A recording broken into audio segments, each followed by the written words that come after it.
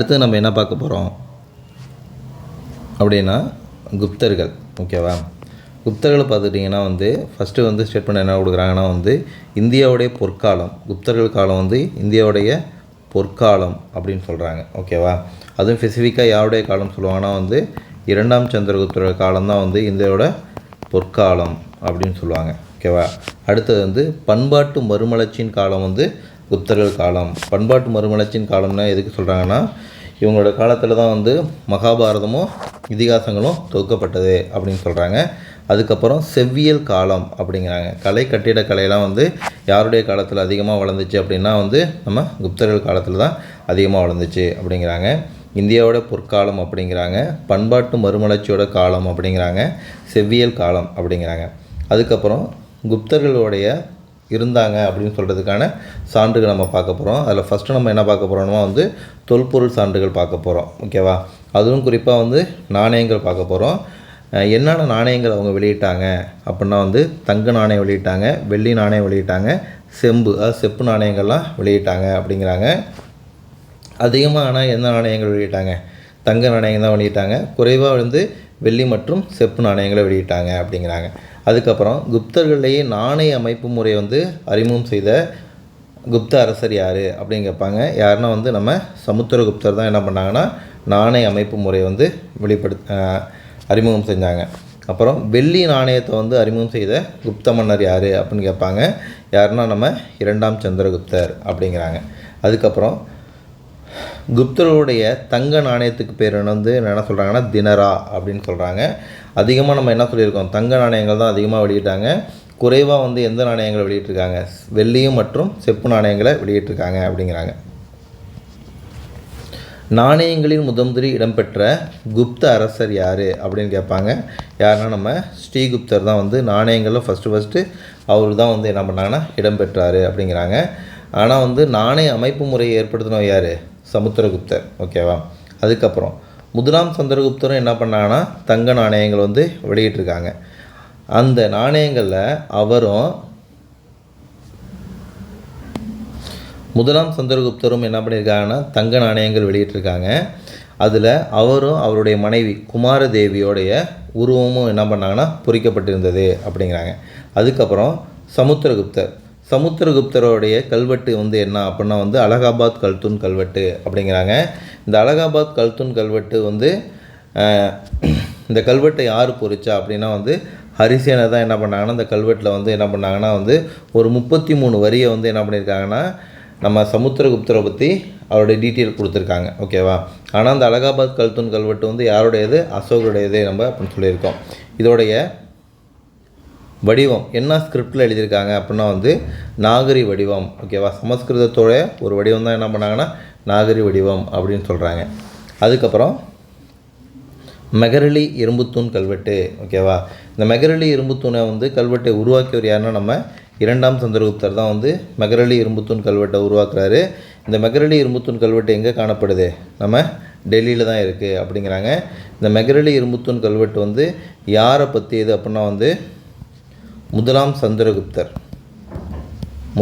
சந்திரகுப்தர் பற்றியது. ஆனால் இந்த கல்வெட்டை உருவாக்குனவர் யார்? இரண்டாம் சந்திரகுப்தர். மெகரலி இரும்புத்தூண் கல்வெட்டு எங்கே இருக்குது? டெல்லியில் இருக்குது அப்படிங்கிறாங்க. அதுக்கப்புறம் இரண்டாம் சந்திரகுப்தருடைய கல்வெட்டுகள் என்னென்னா உதயகிரி கல்வெட்டு, மதுரா கல்வெட்டு, சாஞ்சி கல்வெட்டு. இதான் என்னென்னா இரண்டாம் சந்திரகுப்தருடைய கல்வெட்டுகள் அப்படிங்கிறாங்க. அடுத்தது பிதாரித்தூண் கல்வெட்டு. யாருன்னா ஸ்கந்தகுப்தர். பின்னாடி பார்க்க போகிறோம். அவருடைய கல்வெட்டு தான் என்னென்னா பிதாரித்தூண் கல்வெட்டு அப்படிங்கிறாங்க.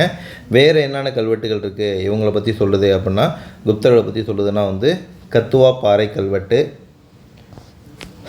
மதுப்பென் செப்பு பட்டயம், சோனாபெட் செப்பு பட்டயம், அப்புறம் நாலந்தா களிமண் முத்திரைகள். அவருடைய குறிப்புகள்லாம் யாரை பற்றி சொல்லுது அப்படின்னா குப்தர்களுடைய அரசர்கள் பற்றி சொல்லுது அப்படிங்கிறாங்க.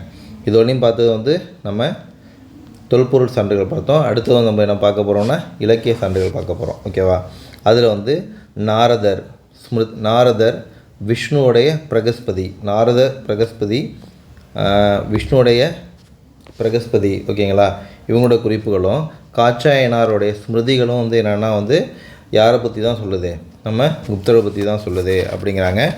வேறு யார் யாரெல்லாம் வந்து நூல்லாம் எழுதியிருக்காங்க, அந்த நூல்கள்லாம் வந்து குப்தர்களை பற்றி என்னென்ன சொல்லுது அப்படின்னு பார்க்க போகிறோம். ஃபஸ்ட்டு வந்து விசாக தத்தர், ஓகேவா, அவர் வந்து என்ன பண்ணியிருக்காருன்னா 2 நூல் எழுதியிருக்காரு. ஒன்று முத்ரா ராட்சசம், தேவி சந்திரகுப்தம் அப்படின்னு சொல்லிட்டு ஒரு 2 நூல் எழுதியிருக்காரு.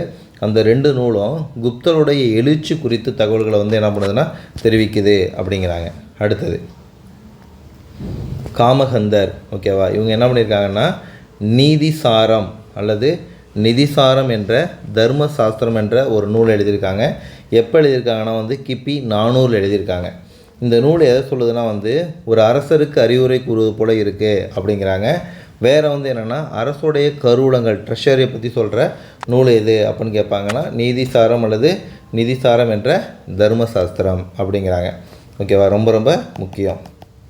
அடுத்தது பாணர் எழுதிய நூல் தான் வந்து என்னென்னா ஹர்ஷசரிதம்.